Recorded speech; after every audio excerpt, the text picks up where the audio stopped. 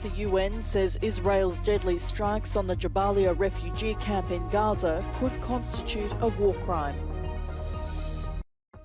Russian airstrikes hit more than 100 Ukrainian towns in 24 hours, in what Kiev says is the most intense bombardment this year.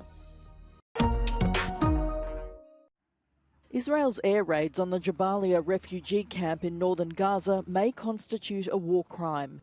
That's the assessment of the UN High Commissioner for Human Rights, who says they appear disproportionate. Hamas says 195 people were killed in 2 strikes on the camp. Israel says it killed a second senior Hamas commander in the Gaza Strip. Meanwhile, the opening of the Rafah border crossing has allowed at least 76 injured Palestinians to travel to Egypt for treatment. Hundreds of people with foreign passports are fleeing the besieged territory through the same crossing. Gaza's borders have been closed since Hamas attacked Israel on October the 7th. For those not able to leave, the situation has become dire. The UN says Israel's military operation targeting Hamas militants has displaced more than 1.4 million people. Supplies of food, drinking water and electricity are running out. I was shocked by the fact that everyone there was asking for food, was asking for water. I saw almost every children trying to express their way that they need to eat, they need to have water. I never ever have seen something similar in Gaza when I came before, after conflict. Israel says at least 16 soldiers have been killed in its ground offensive in northern Gaza this week. More than 330 have died since the start of the war with Hamas. Israeli Prime Minister Benjamin Netanyahu has warned of a long and difficult fight.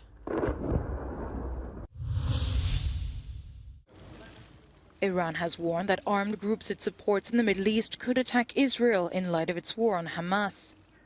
This comes as Iranian Foreign Minister Hossein Amir Abdollahian met with Turkish counterpart Hakan Fidan 1 day after meeting Hamas leaders in Qatar.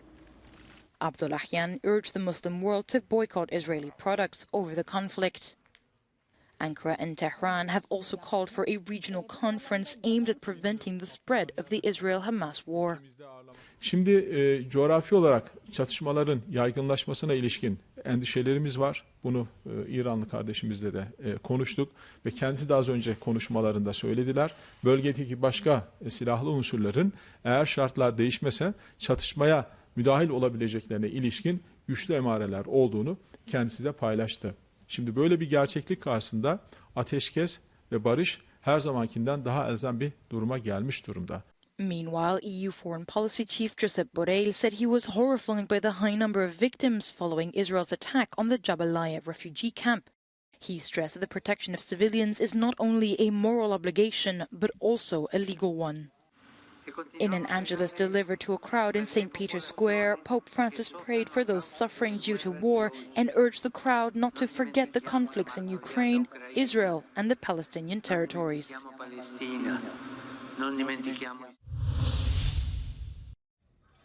Ukraine says Russia has set a new record, shelling 118 towns in just 24 hours. Kiev accuses Moscow of targeting civilians in its strikes across 10 regions, marking the heaviest day of Russian shelling this year. At least 3 people were killed in Kherson, Kharkiv and Nikopol. Moscow has fired millions of shells on cities, towns and villages since the start of the war last year. With the Israel-Hamas war dominating the headlines, the EU's top diplomat Josep Borrell has reiterated the bloc's commitment to the long-term support of Ukraine. In a social media post, he said Russian aggression had reached a new peak of ruthlessness. Moscow says its troops are using high-precision weapons and targeting Ukrainian military infrastructure. Military experts warn Russia will likely strike Ukrainian energy and communications facilities with the onset of winter. The UN says more than 18 million Ukrainians already need humanitarian assistance.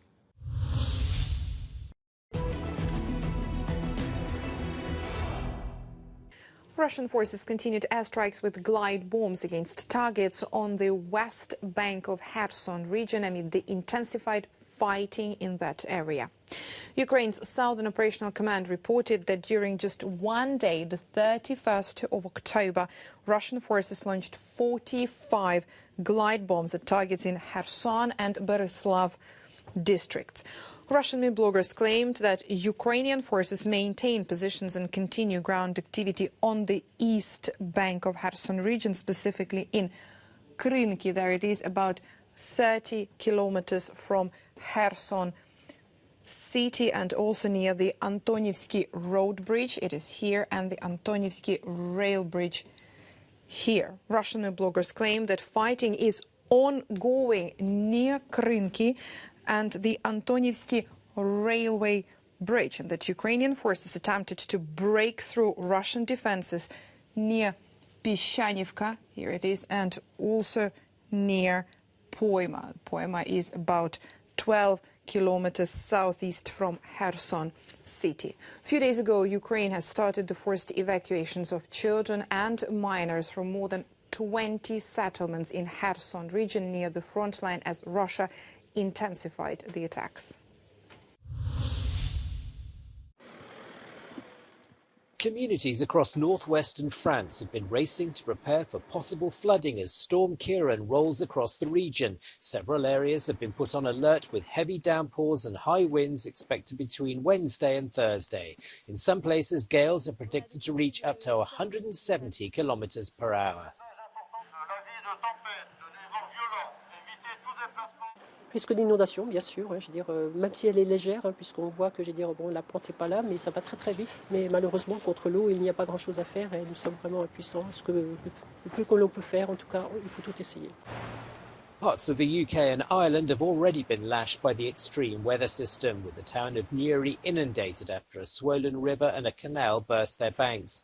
The Netherlands, Belgium and other northern European countries are braced for similarly harsh conditions. We come less than 2 weeks after Storm Babette claimed 5 lives in the UK.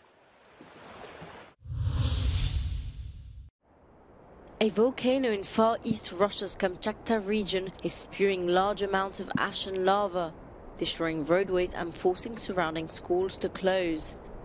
The Kluvcheskaya volcano is one of the world's most active volcanoes and began erupting at the end of June. Experts at the time said it did not pose a threat, but on Wednesday the volcano started releasing an ash column of around 14 kilometers into the atmosphere, prompting authorities to issue an aviation red code alert.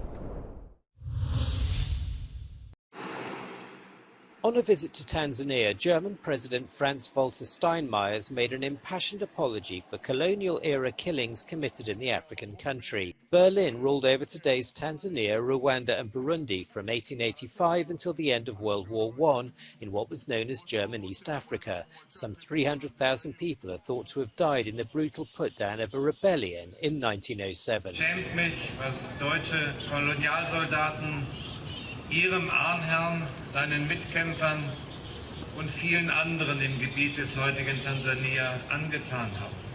Ich bitte um Verzeihung und ich möchte Ihnen versichern, dass wir Deutsche mit Ihnen nach Antworten suchen werden auf die offenen Fragen, die Ihnen keine Ruhe lassen. In 2021, Germany agreed to recognise as genocide the massacre of tens of thousands of people in Namibia, another former colony. It offered to fund communities affected, but the accord fell short of a proposal of reparations and is yet to be formally enacted.